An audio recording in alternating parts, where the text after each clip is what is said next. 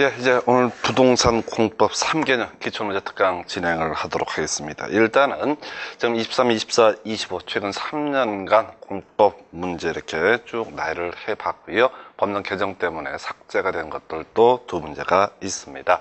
자, 근데 이 문제를 접근해 가실 때 제일 중요한 포인트는 이거 이제 118문제를 다 외운다라고 하는 이런 식의 공부 방법은 전혀 의미가 없습니다. 그래서 좀 심하게 얘기하게 되면 이 중에서 20문제 정도만 정확하게, 이 118문제가 유사하게 변형이 돼 나올 테고, 그러면 실제 나오는 건 40문제가 출제가 되죠. 그 중에서 20문제 내면 여러분 실력으로 당당하게 풀 수 있다면 합격에는 아무런 지장이 없습니다. 그래서 지금 이제 문제 풀고 이렇게 갈 때 지문 해설 다 읽으려고 하시면 안 됩니다. 이게 보시게 되면은 알 것 같단 말이죠. 그래서 여러분들이 마약 같은 게 되는 거예요. 그래서 끊임없이 보면서 착각을 하게 됩니다. 그래서 이거는 각 출제 문제에 있어서 출제 포인트를 정확하게 응용해서까지 쟁점 한두 개만 정리를 하셔야겠고, 또 하나가 뭐가 있냐면은 지금 중간 문제 중에 이상한 문제들 몇 개씩 끼어 있어요. 전혀 신경 쓰지 마세요. 다 넘어갈 겁니다. 이런 것들을 푼다라고 하는 것은 거의 불가능한 문제들. 매년 4문제, 많으면 좀 경우에 따라서 10문제까지 있게 됩니다. 그래서 그런 문제들을 다 버리시는 거예요. 그래서 쉬운 문제 30문제 중에서 20문제 내를 실력으로 당당하게 풀게 되면은 어떤 문제가 발생을 하냐면은 기본 50점 깔고 들어가는 거예요. 그게 합격하는 지름길입니다. 그래서 자, 먼저 1번부터 국토계획법 관련해서 문제 보겠습니다. 그래서 국토계획법상 도시군 기본계획 옳은 것은 이렇게 되어 있습니다. 그래서 자, 기본계획 하게 되면 자, 출제 포인트들 볼까요? 자, 일단 기준이라고 하는 것은 국토교통부 장관이 정한다, 이런 게 있었고요.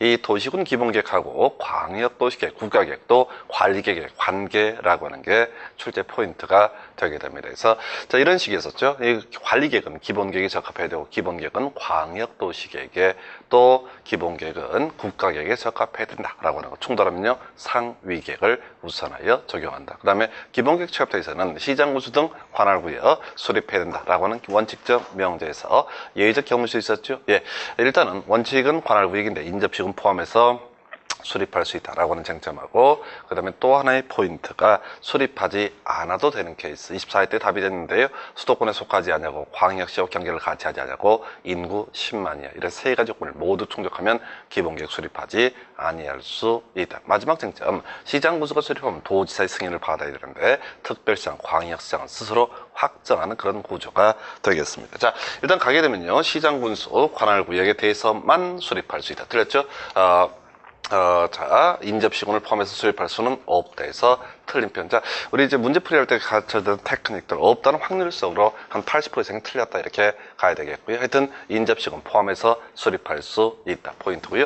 두 번째, 자, 기본계획 내용과 광역도시계획의 내용이 다를 때는 당연히 상위계획인 광역도시계획을 우선하여 적용한다. 답은 3번이었나요?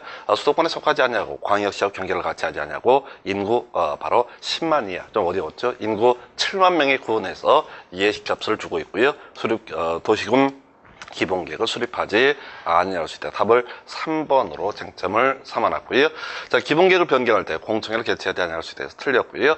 이 기본계획이라고 하는 거, 자, 수립 변경할 때 공청회 개최해야 됩니다. 그 밖에 광역시장이 기본계획 수립하면 국토부 장관 승인을 받아야 한다 해서 틀렸죠. 특별시장, 광역시장 등 스스로 확정하는 구조죠. 자, 이 문제 출제 포인트는 세 가지예요. 인접지구 포함해서 수립할 수 있다. 그리고 이제 계획의 체계라고 하는 거, 광역도시계획과 도시군 기본계획이 충돌하면 광역도시계획을 우선 적용한다. 그리고 세 번째 포인트, 바로 수도권에 속하지 않냐고, 광역시와 경계를 같이 하지 않냐고, 인구 10만이야. 왜 어렵습니다. 그래서 세 가지 걸 모두 충족하면 수립하지 아니할 수 있다. 답은 3번인데 4번 같은 건 눈길도 주지 마세요. 자, 시험 문제 구성할 때 절대 한두 개 툭툭 던져줍니다. 큰 의미를 가질 수가 없습니다. 자, 24회 때 답은 기본계획 관련한 문제 3번이었고요.